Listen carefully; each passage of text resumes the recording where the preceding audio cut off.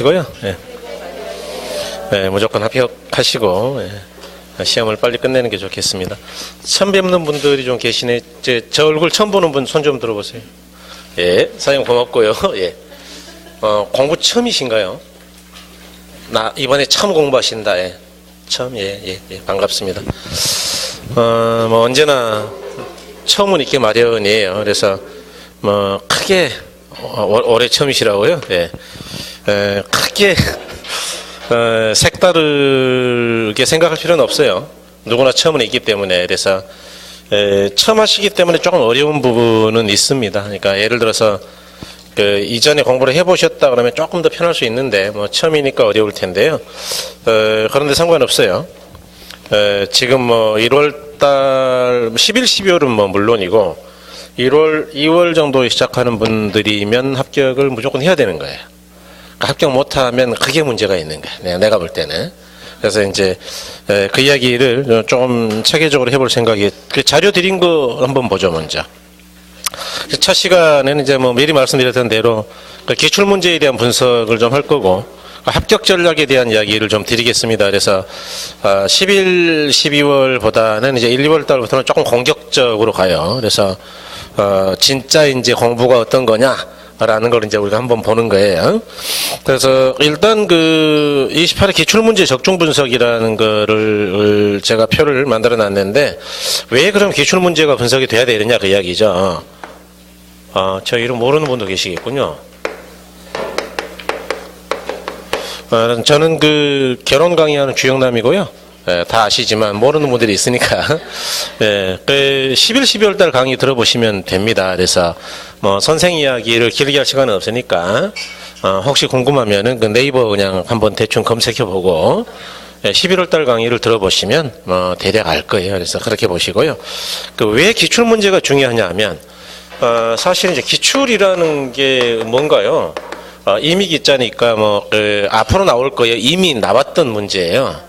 그렇죠. 그러니까 사실 이미 나왔던 문제가 특히 법 과목에서는 정말 아주 중요하고요.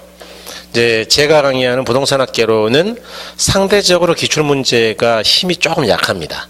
왜냐하면 경제학 쪽이기 때문에 경제학은 뭐 다양하게 문제를 낼 수가 있는 거예요.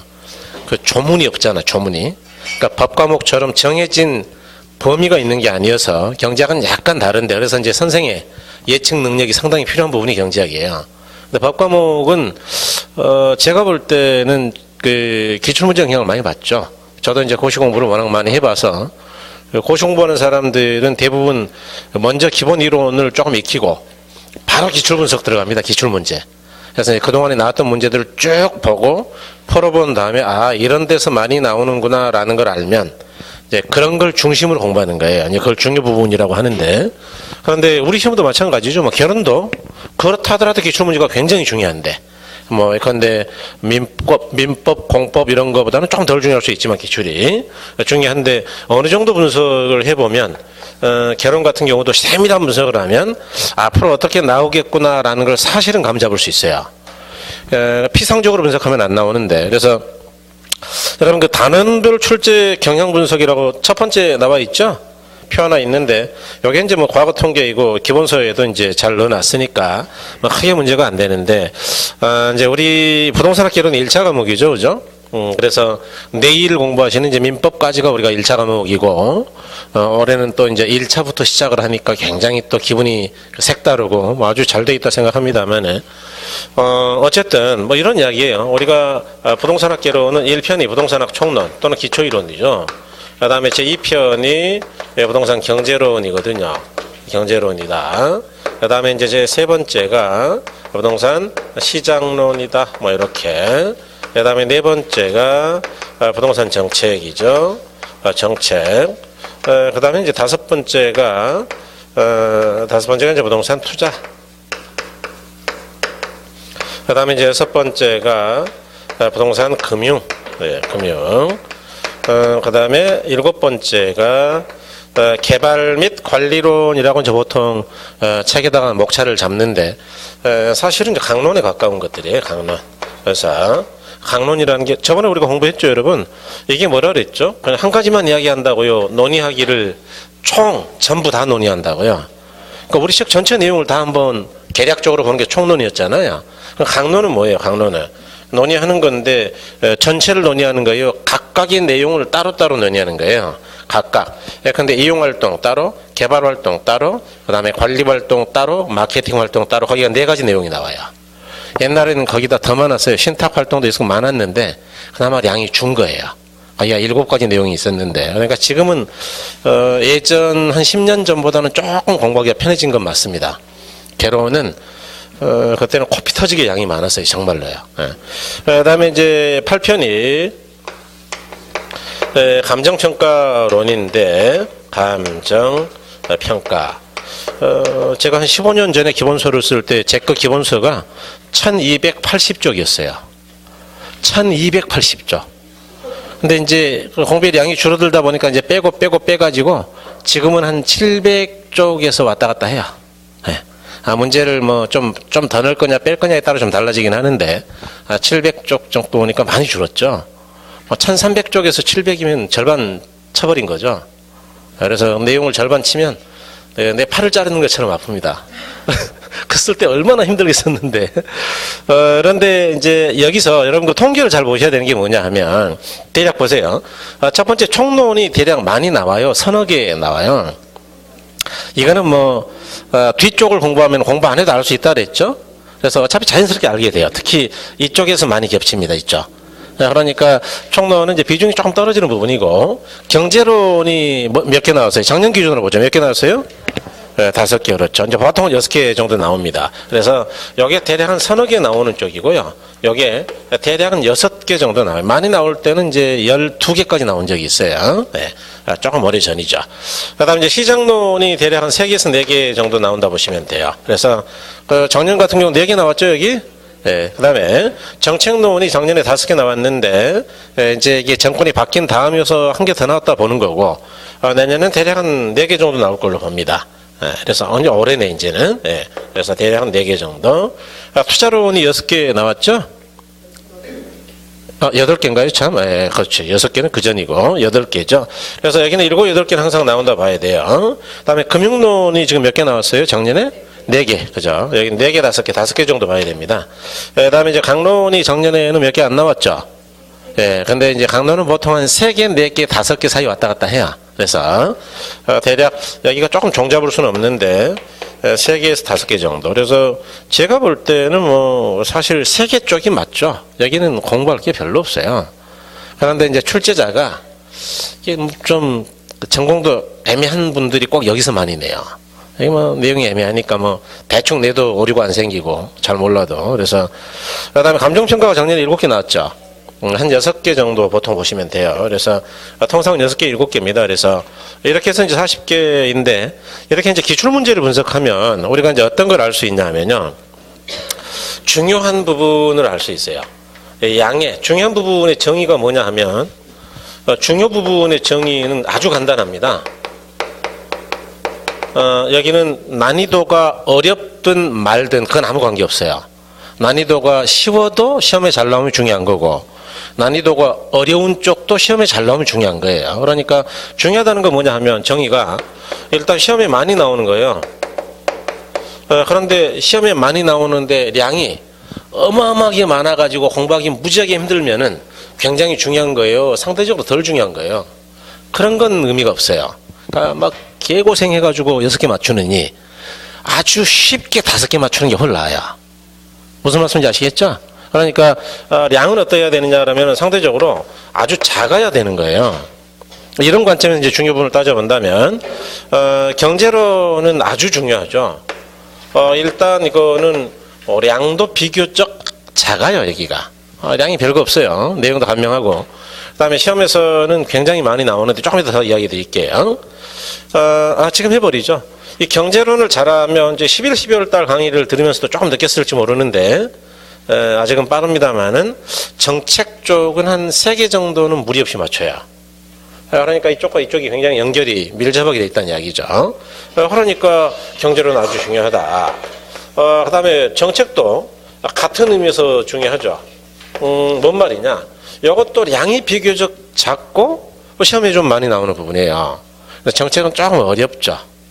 난이도로 따지면 조금 어려운 쪽인데 그러다 하더라도 뭐 이거는 시험에 잘 나오니까 중요한 거죠.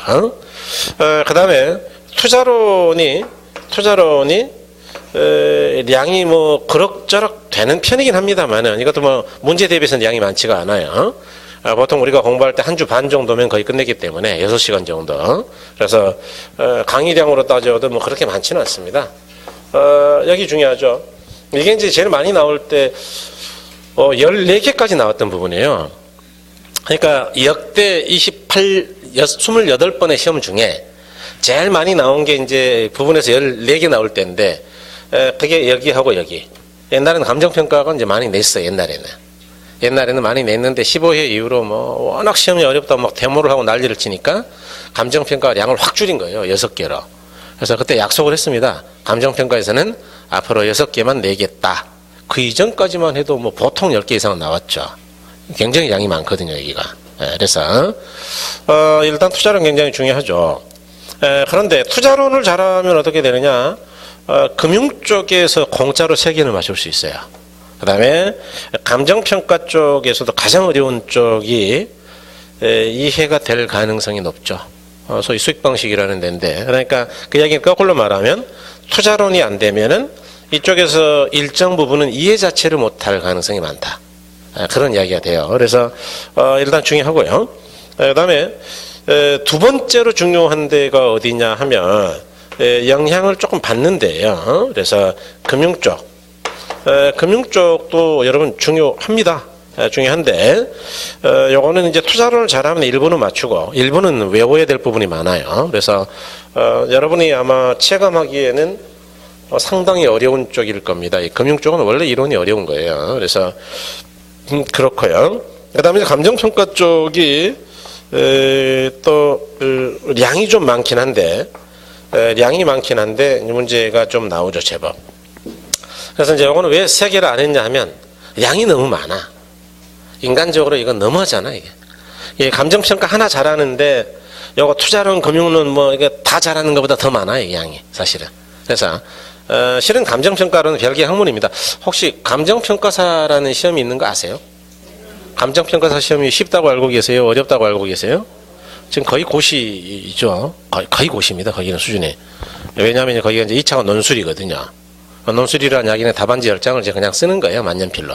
그래서 쉽지 않고 연봉들을 지금은 많이 떨어졌는데 옛날에는 한 20년 전에는 얘네가 거의 한 2억씩 벌었어요. 20년 전에. 그러니까 아마 그때 시험에 어마어마하게 많이 봤죠.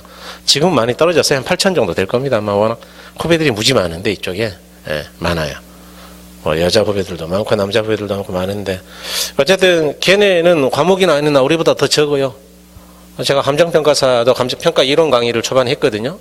노량진에서 이제 그쪽 강의부터 시작을 했는데 1차가 걔네가 민법, 경제학, 회계학, 관계법규 4개인가 그러고 2차가 3과목인가 그래요.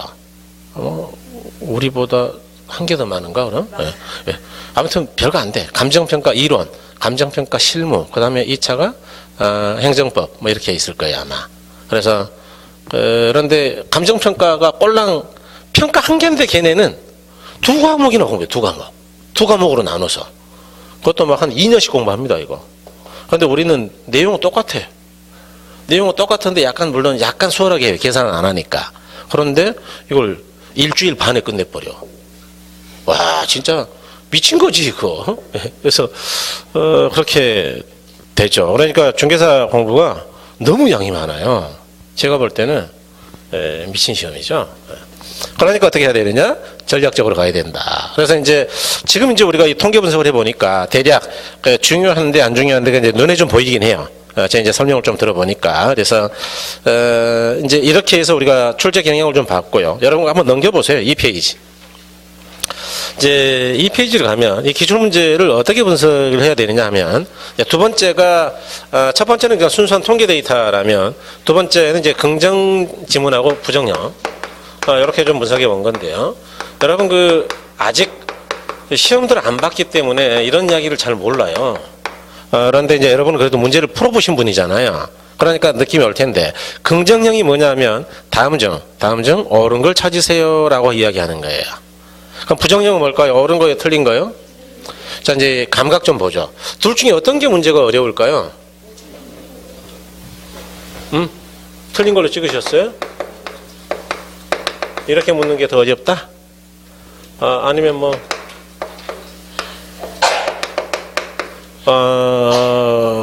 옳은 것 물어보는 게 훨씬 어렵습니다. 옳은 것 이야기는 지문 5개 중에 4개는 틀렸다는 이야기잖아요. 왜 틀린지를 따져야 될 거 아니에요. 그러니까 분석을 4번 해야 돼요. 그런데 틀린 거는 4개 다 옳은 지문이야. 맨날 봤던 지문이고, 1개만 조금 이상한 놈이야. 그러니까 분석을 1개만 하면 되거든요. 그래서 통상적으로 이쪽이 많은 해가 조금 쉬워요. 이쪽이 긍정형이 많아버리면 조금 어렵죠. 그래서 거기 보세요. 26회, 27회, 28회를 봤을 때 26회 때는 이제 부정형이 22개죠. 그러니까 약 긍정형이 2배죠. 그 다음에 27회 같은 경우는 17개, 14개죠. 그런데 이제 정렬 같은 경우는 여러 개, 11개죠. 그죠? 그러니까 대략 긍정형, 부정형으로 봤을 때는 마치 26회처럼 28회도 비교적 수월한 것처럼 느껴져요. 그죠? 그런데 문제는 그 뒤에 계산 문제 한번 봐보세요. 계산 문제. 계산 문제가 통상 7개 정도 나오거든요.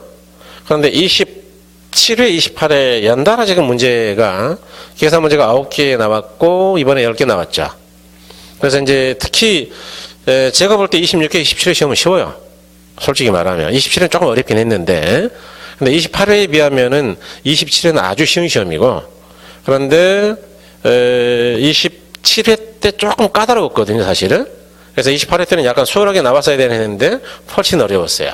그래서 28회에는 민법이 수월했기 때문에 합격자가 나왔지.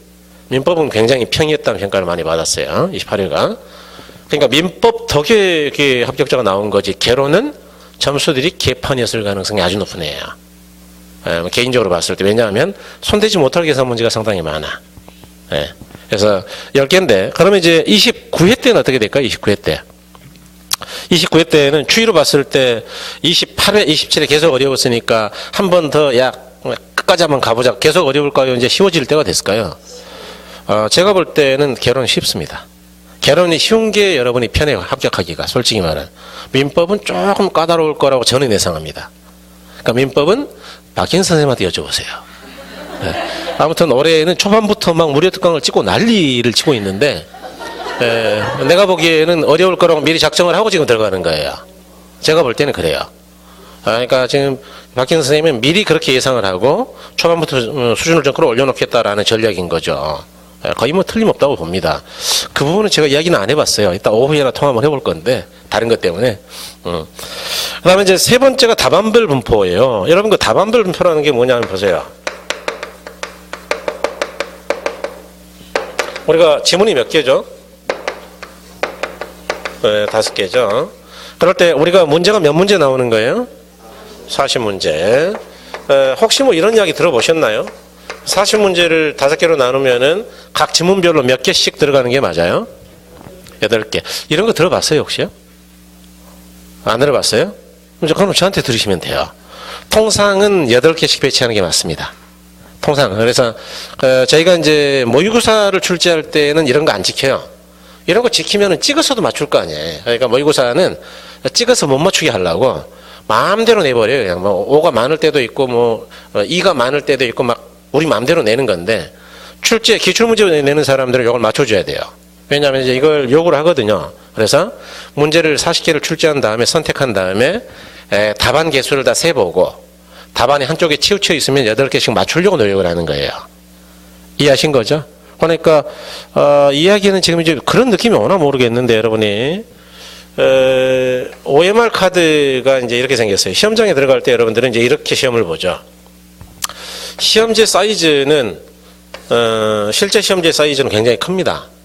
A3 용지가 2개 붙어 있는 거예요. 그러니까 아마 그 사이즈를 전지 아세요? 전지? 예, 전지를 반으로 접으면은 그 이절지 반전지인데요. 혹전지의 절반이에요. 이게 정확하게. 그거를 접어놓은 게 이제 A3 용지예요. 그래서 A3 용지면 굉장히 큰 거잖아요. 거기에 이게 2단 편집으로 돼 있어요. 그래서 첫 번째 1번 문제는 뭐가 나올까요? 민법이 나올까요? 개론이 나올까요? 민법이라 생각하는 분들이 꽤 많던데 결혼이에요.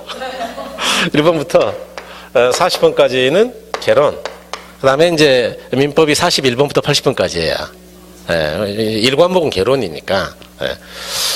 그런데 이제 보세요. 그런데 이렇게 이제 쭉 문제들이 있을 때, 우리가 이제 OMR 카드에다 옮겨 적을 거 아니에요. OMR 카드가 뭐 이렇게 돼 있죠. 여기 뭐 수험번호 쓰고 뭐 쓰고 어쩌고 저쩌고 하고 1번, 2번, 3번, 4번, 5번 이렇게 쭉 답을 표시하게 돼 있는데 1, 2, 3 이렇게. 자, 그런데 자, 1번은 3번, 2번은 1번 이렇게 표시했단 말이에요. 이제 감 잡고 계시죠? 그런데 이제 어쩌다 보니까 뭐 이제 대부분 한 몇 개는 못 푸는 경우가 많은데 한 3개 못 풀었다 치자. 3개 못 풀었는데 보니까 1번은 뭐 답이 8개 이상 충분히 되는 것 같아. 딱 봐도. 안 세봐도. 그걸 또 세고 있으면 안 되고 또 시간도 없는데. 봤더니 3번도 답이 많아 이거.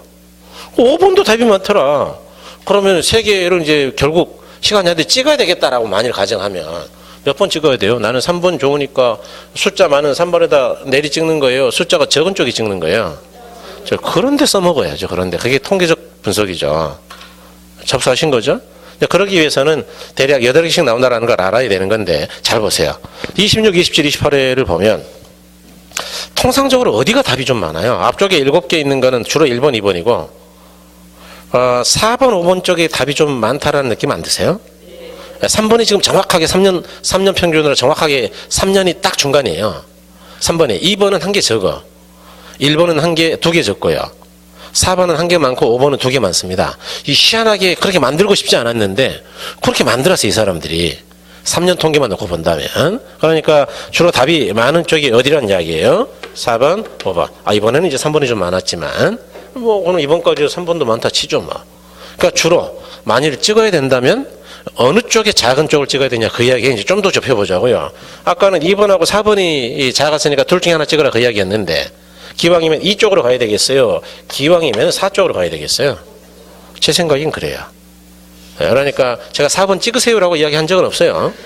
나중에 뭐 선생님 이야기 듣고 4번 찍었는데 한 개도 안 맞았어요. 그러면 안 되고 저라면 그러겠다. 이해하신 거죠? 네, 좋아요. 네.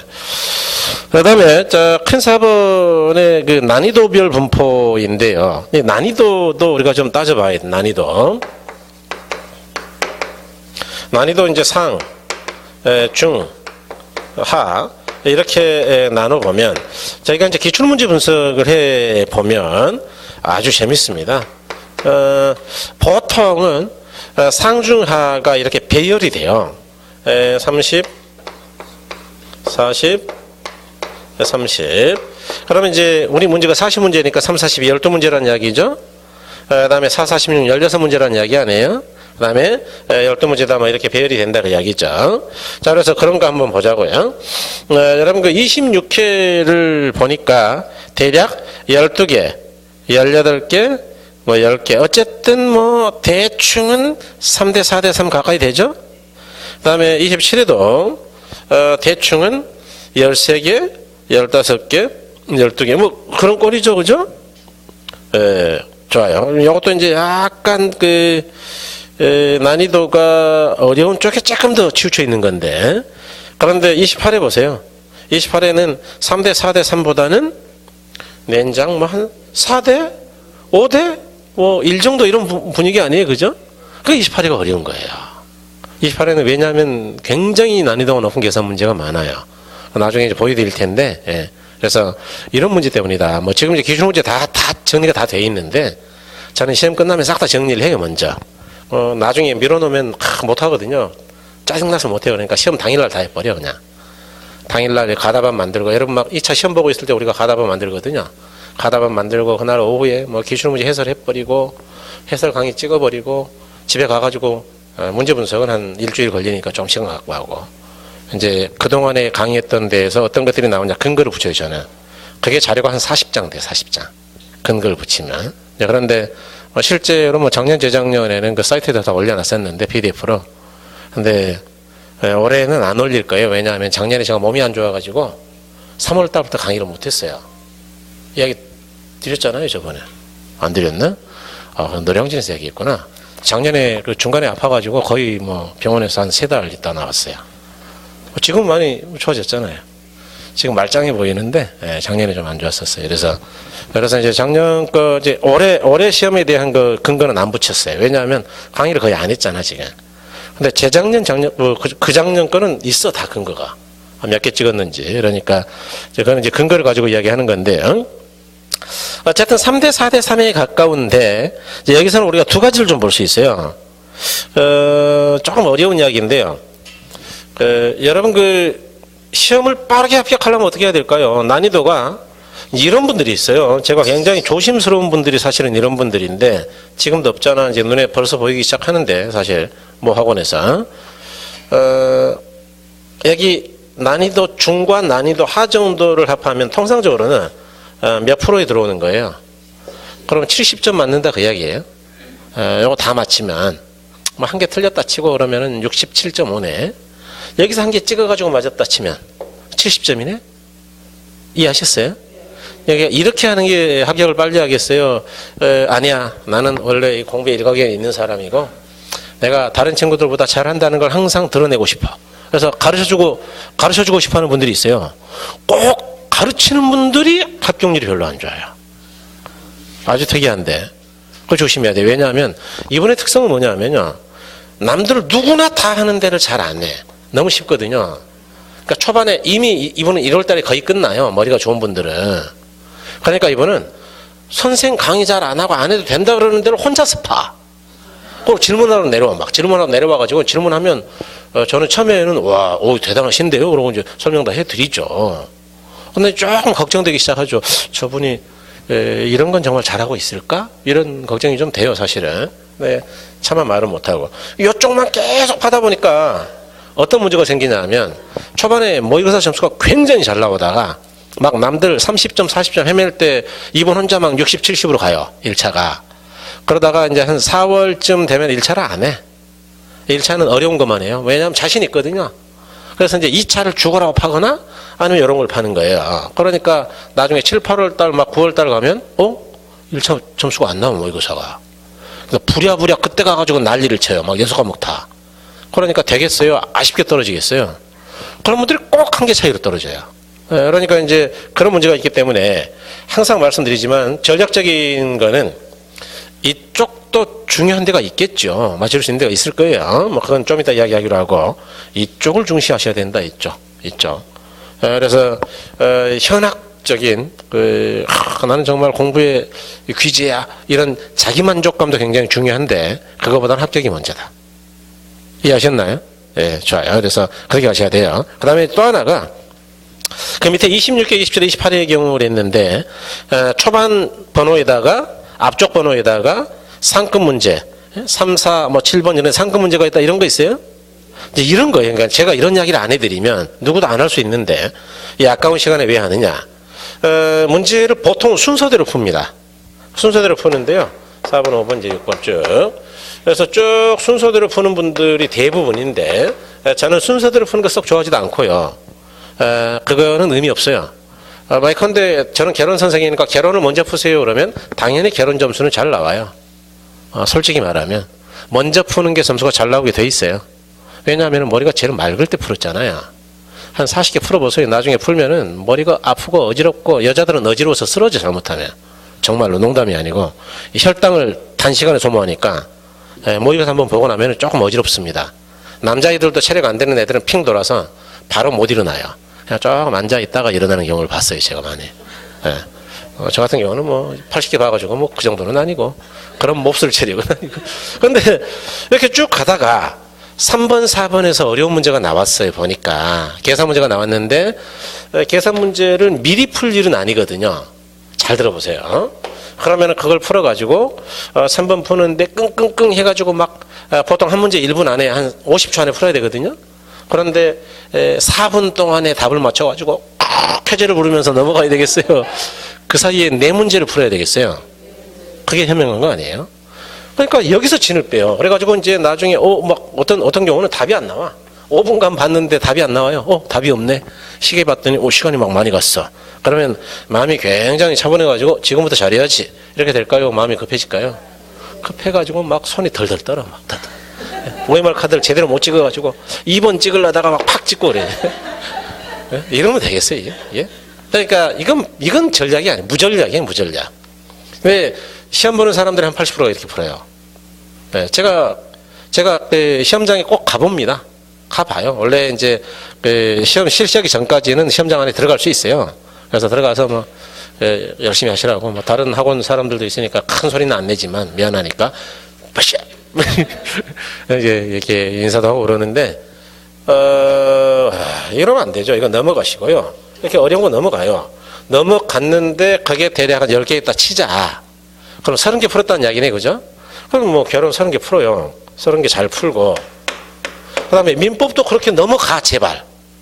민법은 또 지문이 이런, 민법은 진짜 더러운 게 있어요. 민법 7번 문제는 여기서 시작해가지고 1번, 2번, 3번, 4번, 5번 하면 여기서 끝날 때가 있어. 지문이. 이런 더러운 걸 풀어야 되냐 말아야 돼. 이거 읽는데 3분 걸려요. 풀어야 돼요? 나중에 이야기 드릴 건데 답은 틀림없이 4번, 5번 둘 중에 하나일 텐데. 네? 어려운 문제를 답을 앞쪽에다 놓은 바보가 어디 있냐 그 이야기예요. 1번 풀고 답이네 그러고 넘어가 버리게? 이해하셨어요? 그렇게 이렇게 내면 출제자가 얼마나 개고생이에요. 걔 들어가가지고 밤에 이거 막 치고 있는 거예요. 네, 보통은 이제 콘도 같은 데 집어넣어놓고 한 달간 그 전화기 뺏어버리거든요. 우리 시험은 한 달은 아니고 한 2주 정도. 하나 콘도로 많이 들어가. 하나, 용인 하나 콘도로. 가도 이제 만날 수도 없고. 네, 들어갔다 오면은 이야기는 들어요. 어디서 뭐 했다, 합숙했다고. 그래서 이제 문제가 완전히 배달돼서 시험 보는 날 걔들은 나오거든요. 유출을 방지하려고. 그런데 이렇게 고생해가지고 막 남들 다 술 먹고 있는데 자기 혼자 막 치고 있어. 열 안 받겠어요? 그러니까 뭐 이걸 답을 1번에다 둘 리가 있느냐. 빤한데 이걸 뭘 풀고 있냐고. 넘어가야지. 그래서 민법도 30개 풀었다 치자. 이렇게 푸는 분은 우리 시험 시간이 이제 100분이에요.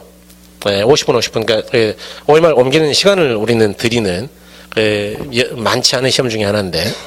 그러다 보니까 60분 안에 풀었다 그러면 몇 분 남은 거예요? 40분? 그러니까 60개로 OMR에도 옮겨 적어요. 안전하게. 먼저 옮겨 적으면은 대략 70분. 그럼 30분 남잖아요. 30분이면 남은 거 충분히 풀고도 남아. 계산 다 하고. 그 다음에는 뭘 먼저 풀 거냐? 계산 문제를 풀어야죠. 당연한 거 아니에요? 왜요? 계산 문제는 답이 아리까리해요. 남겨놓은 문제가 답이 아리까리한 것들이에요. 다시 봐도 답이 안 나올 확률이 높아요, 이거. 그러면 아리까리한 걸 계속 읽어야 되는 거예요. 명확하게 답이 있는 걸 풀어야 되는 거예요. 계산 문제는 제가 7개 중에 5개는 풀게 해드린단 말이에요. 2개는 못 풀더라도 그 정도까지는 가요, 웬만하면. 뭐가 나올지 빤히 아니까 나는. 그런데 그럼 5개는 맞춰야지. 이해하신 거죠? 그리고 또 나머지를 봤는데 여전히 아리까리해. 그러면 푸는 데까지 풀다가 시간 봤더니 2분 남았다? 찍어야죠. 찍을 때는 뭘로 찍는다 그랬어요? 아까 아무거나요. 개수가 적은 쪽이요? 개수가 적은 쪽. 거기다가 앞쪽, 뒤쪽? 뒤쪽. 좋아요. 이분들은 벌써 지금 잘 가고 있어요. 그래서 5번에 보니까 난이도 상급이나 계산 문제 정답이 주로 어디가 있는가 보자. 그 이야기예요, 제 이야기는. 그래서 이렇게 분석한 경우는 이제 국내에서 제가 처음 시도한 거라 이게 참기 누설인데, 그래서 이 자료를 사이트에 잘 안 올려요. 이거는 남들이 너무 빨리 이용할까 봐서. 보니까 3번 쪽 답이 많은 해가 27회 있었죠. 27회는 특히 3번이 많았어요. 계산 문제가 특히 3번이 많았거든요. 나쁜 새끼들이야, 가만 보면. 그 다음에 26회는 4번이 좀 많았죠. 28회도 4번 쪽이 좀 많죠. 2번도 좀 많긴 한데.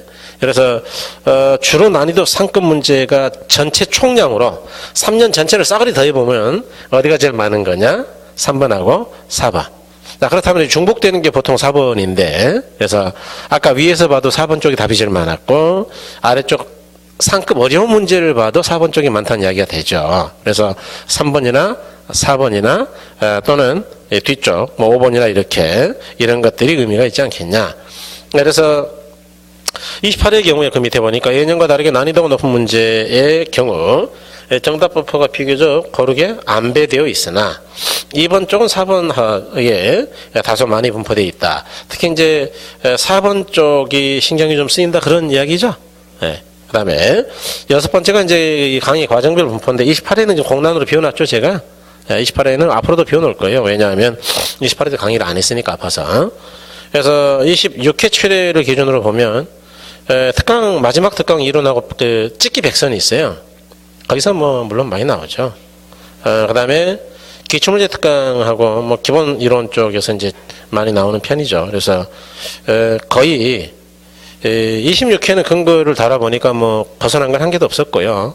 27회 같은 경우는 이제 한 개는 벗어난 게 맞아요. 한 개. 39개는 강의 자료 안에서 나왔다. 28회도 뭐 강의를 계속 했으면은 28회는 조금 찍기가 어려웠어요. 솔직히 말하면. 제가 아프기를 아주 잘했어. 28회는 계산 문제가 그렇게 계산 문제는 거의 다 찍었던 것들인데 사실은. 근데 이제 너무 어렵게 들어갔고, 어렵게. 계산 자체가 조금 어렵게 만들어 놨고요. 그 다음에 정책 쪽에서는 찍기가 어려웠던 문제가 한 2개 보여요. 28회 문제에서. 그러니까 28회 때는 잘 찍었어야 37개 정도 들어왔겠다라는 느낌이에요. 6개, 7개. 그런데, 어쨌든, 뭐, 이번은 29회 때는 비교적, 저는 수월하다 생각합니다. 솔직히 말하면. 그렇게 긴장 안 해요. 그래서 결혼이 올해는 약간 수월할 가능성이 있는 때고, 게다가, 얼마든지 39개, 40개 정도는 들어오기 강의가 되겠다라는 생각이니까요. 뭐 그 정도는 찍어 드릴 테니까 너무 염려하지 마시고요. 그 다음에 7번 보면 지문 길이에 따른 정답 분법이 있는데 이건 민법 선생님한테 여쭤보세요. 그러니까 지문이 이렇게 긴 것들 있잖아요. 긴 거. 긴 거는 답이 보통 몇 번에 있는지를 한번 물어볼 필요가 있어요. 이 자료를 그 민법 선생님 보시라고 좀 드리고 이렇게 좀 분석할 필요가 있거든요. 이렇게 지독스럽게 분석을 해야 돼요. 그래야 이 점쟁이가 돼. 솔직히 말하면. 그래서 이제 개론은 지문 긴 게 큰 의미가 없습니다. 왜냐하면 개론은 지문이 길지가 않아요. 길지가 않은데 어려워요. 민법처럼 길어가지고 어려우면 이해라도 되는데 지문은 짧은데 사람들이 못 풀어요. 그러니까 이제 경제학 쪽 이론이기 때문에. 그 다음에 이제 8번 합격 전략 설명해가지고 이제 그럼 어떻게 할 거냐 그 이야기인데 여러분들 이제 강좌 계획입니다. 자, 보죠. 인문 이론은 우리가 11, 12월 했죠. 그래서 이제 우리가 투자론까지 했는데 대략 그 정도가 목표였어요, 사실은. 그래서 이 정도까지를 수월하게 했고요. 그 다음에 이제 1, 2월 과정을 기본 이론이다라고 했죠. 그래서 거기 보니까 이제 시기가 1, 2월이고 강좌 수는 32강에서 33강 정도를 할 생각이다라고 되어 있는데 여러분만 딱 화요일만 9주가 나와요. 94, 36, 36강이 나오고 그 다음에 이제 다른 데에는 8주밖에 안 나와요. 그래서 4, 8, 2, 32, 32강밖에 안 나오죠. 그래서 조금 고민인데 어쨌든 뭐 여러분들은 이번에는 그래도 강의 좀 되는 편이고 그 다음에 그 심화 이론이 3, 4월이죠. 3, 4월인 그 빨간색 보세요.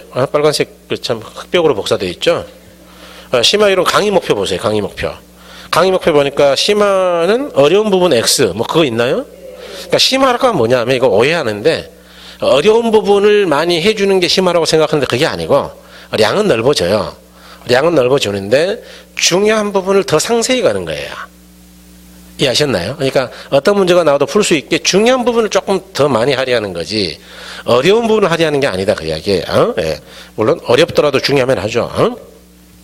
그 다음에 이제 5, 6월 달에 이론 마스터 해가지고 거기 보니까 거기는 이제 오히려 시간을 요약집까지 해가지고 확 줄여서 강의를 할 생각이다 그 이야기 아니에요? 그래서 기본 이론 강의를 얼마 요약집 얼마 해가지고 대략 한 뭐 9주 8주 이 정도 할 거니까요. 그 정도를 보시고 그 다음에 이제 그 7, 8월 달에 그 밑에가 이제 다음번 문제집인데요. 이때 보통 문제집을 들어갑니다. 근데 여러분들은 전국에서 아마 이 학원하고 원주밖에 없을 걸로 아는데 문제를 지금 11월 달부터 푸는 데는 없어요. 솔직히 말해서. 예. 문제를 풀려고 생각하지도 않습니다. 왜냐하면 못 푸는 거 빤히 알거든요. 못 풀어요. 근데 문제를 풀자 그래가지고 풀어보니까 뭐 그럭저럭 뭐 고개는 끄덕이고 그러시길래 뭐 신기하다라고 생각을 하고 있는데 뭐 어쨌든 뭐 어쨌든 그래요. 그 다음에 이제 그 밑에 누적식 모의고사는 할 수도 있고 안 할 수도 있어요, 이건요. 이건 상황에 따라 달라지고, 거기는 이제 체크 표시 좀 해놓으시고, 동형 모의고사는 뭐 거의 모두 들어갑니다. 그래서 이제 9월에서 10월까지 한 6주 정도 하는데요. 실제 시험처럼 시험을 보고, 해설 강의하고, 점수를 채점하고 뭐 이렇게 하는 거예요. 그러니까 이제 아마 이때는 상당히 힘들 거예요. 근데 점수가 어마어마하게 올라가겠대요. 점수는 이제 문제 풀 때 많이 올라갑니다. 이론 때 점수가 많이 올라가질 않고, 문제 풀면서 점수가 올라가요. 그래서 7, 8월 문제하고 모의고사 때 보통 한 10점 이상씩 올라가죠. 그다음에 그 뒤에 이제 1일 특강인데 9월 달에 특강은 두 가지로 합니다. 이론 특강하고 그 다음 페이지 4페이지에 쪽집기 특강이라고 있죠. 쪽집기 100선이라고 있잖아요. 그게 이제 문제 100개. 그래서 실제로 딱 100개를 내는 건 아니고 대부분 100개를 내요. 과목마다. 근데 저 같은 경우는 한 120개에서 130개 사이. 제가 필요로 하는 만큼 이제 문제를 고르죠. 그래서 보통 120 한 4개, 5개 이 정도 골라요. 그래서 이제 마지막 특강을 하죠. 또 중간에 오후 특강이 있을 때가 있는데 요약집이나 기출문제 같은 게 있을 수 있어요. 그런데 그거는 학원 사정에 맞춰서 할 거니까 학원하고 좀 상의를 해서 하겠습니다. 그 다음에 여러분 그 밑에 이제 시험 요령의 필요성인데 지금 이야기한 게 이제 시험 요령이죠. 그래서 이거를 이제 지금 이야기하고 시험 볼 때까지 가만 놔둬버리면 또 잊어버리거든요.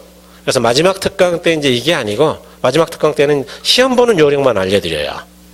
어떻게 이제 시험을 볼 거냐라는 것만 알려드리는데 그건 그때 가서 하기로 하고 시험장 준비 사항까지 다 알려드리는데 가로 이번에 시험 요령의 필요성 그랬는데 우리 시험이 1차, 2차가 있잖아요.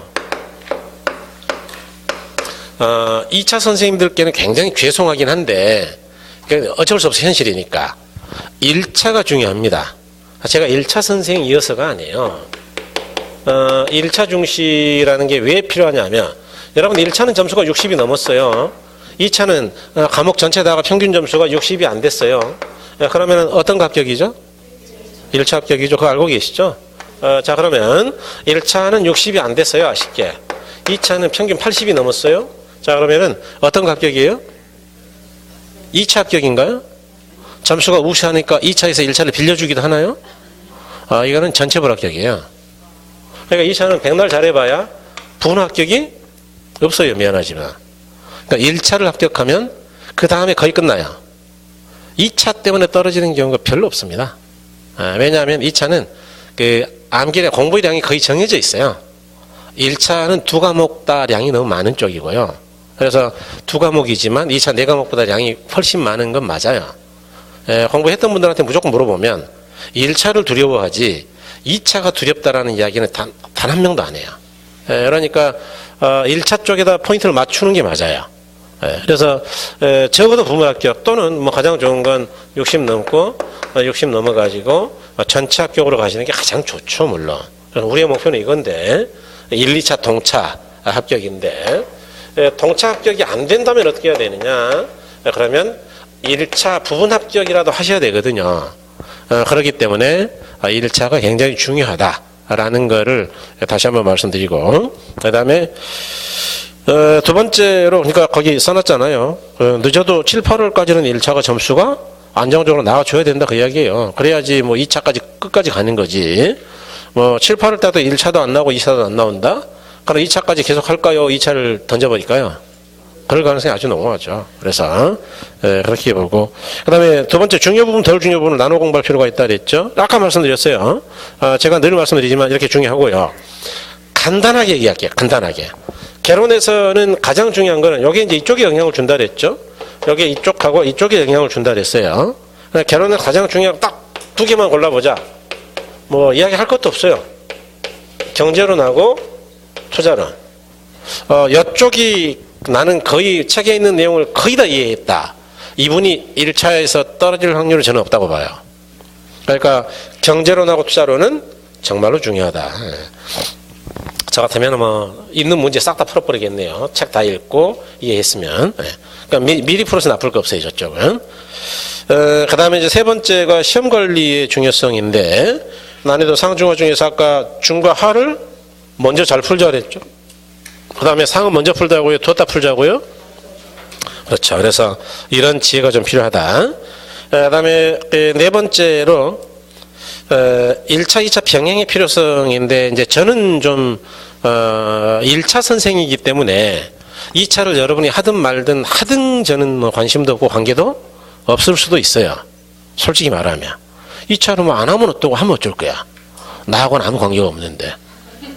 국합 선생님이 좀 섭섭해하긴 하겠는데 근데 뭐 어쩌겠어요. 뭐 그건 고 선생한테 소주 한 잔 사면 될 일이고. 근데 저는 이 차를 공부하시라고 항상 권하는 사람 중에 하나인데, 이유가 뭐냐 하면 특히 부동산학계로는 이 차가 뭐 문제가 간혹 나와요. 그런데 공시 지적법에 관련된 내용이 역대 한 5문제 나왔고요. 역대 그러니까 보통 한 개씩 나왔죠. 어쩌다 한 개씩 나와요. 네. 세법에 관련되는 문제가 역대 한 3개 나왔어요. 그러니까 28번 시험 보는데 뭐 3번 정도 나왔으면 뭐 사실 별것도 아니지만, 공법은 해마다 1개 가까이를 내려고 노력해요. 27회 때는 공법 문제가 많이 나왔어요. 거의 밑에 써놨는데 27회 때는 공법 문제가 몇 개 나왔다고요? 예, 그러니까 뭐 지구단위 계획부터 해가지고 공법 문제가 꽤 나왔어요. 그래서 아니 뭐 공법을 한두 번만 들어봤으면 다 풀 수 있을 정도로 쉬운 문제인데, 그런데 이제 2차 공부를 안 했던 분들은 용어 자체를 모르죠. 그래서 도시 군 관리 계획 뭐 이런 거는 안 들어보면 모르잖아. 그래서 2차를 좀 봐두는 게 좋다 그 이야기예요. 강의라도 들어보면 개론을 공부하는데 상당히 도움이 될 수가 있다. 그렇게 보는 겁니다. 자, 그래서 이제 우리가 합격하는데 이제 필요한 분석들하고 이제 전략을 이야기 드렸는데요. 이번에는 제가 이제 여기 양이 너무 많아서 진도표를 거기 뭐 간단하게 넣어놓긴 했는데 별도로 가져오진 않았습니다만은, 저번에 이제 뭐 말씀드린 대로 1편은 여러분 일단 동영상 들어보시고 일단 2편부터 시작을 할 겁니다. 그래서 2편 경제론부터 쭉 가서 여러분들이 이제 8편까지를 갈 예정인데, 8편까지 하고 시간이 남으면 1편을 다시 한번 할 것이고요. 아니면은 그냥 동영상을 들어보시는 걸로 대체를 하겠어요. 그래서 조금 쉬었다가 2편부터 들어갈 예정입니다. 그래서 이번 진도는 일단 2편부터 가는 걸로 뭐 그렇게 하겠어요. 혹시 뭐 질문사항 있으시면 질문하시고요. 없으면은 이제 시험 요령에 대한 이야기는 더 이상 안 할 거고 뭐 간단하게 쉬었다 할게요. 자, 질문 있으면 질문하시죠. 질문 없어요? 뭐 전달이 정확하게 된 거예요? 예, 잠깐 쉬었다 하겠습니다. 예.